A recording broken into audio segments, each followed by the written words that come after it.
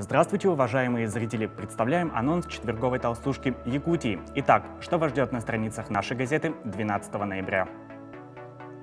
Мы познакомим вас с интересным человеком Василием Пуляевским, начальником управления оперативного взаимодействия службы спасения Республики Саха-Якутия. Его судьба тесно связана с историей зарождения и развития туризма в Якутии. Беседа приурочена к славной дате. Нынешней осенью якутский туризм отметил юбилей – 50 лет. Василий Пуляевский вспоминает, как все начиналось полвека назад. От турклуба «Якутия», объединившего настоящих энтузиастов, до создания Координационного совета по туризму при правительстве, где он выполняет функцию председателя.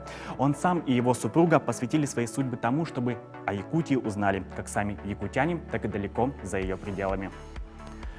Сколько лет малоляховскому мамонту? В каком веке жил обнаруженный в окрестностях Якутска сергелярский воин? Когда сформировалась алмазоносная горная порода? На эти и другие вопросы относительно возраста любого органического вещества дадут четкий ответ в радиоуглеродной лаборатории Института мерзлотоведения СОРАН.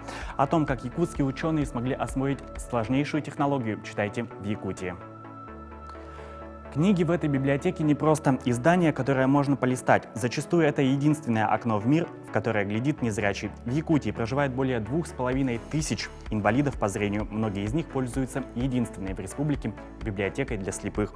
О том, кто озвучивает говорящие книги, что такое тифлотехника, как слепые учатся читать по системе Брайля, и узнаете из специального репортажа газеты «Якутия». Одно потрясение за другим следует этой осенью в сфере воздушных перевозок России, обостряя накопившиеся проблемы якутской гражданской авиации. Вспомнились сроки эксплуатации воздушных судов, очередной раз аукнулись лизинговые долги. Вновь всплыли вопросы о господдержке и споры о приватизации авиакомпаний республики. Куда летит авиация Якутии? Что ждет сферу пассажирских авиаперевозок в скором будущем? Читайте в четверговой толстушке.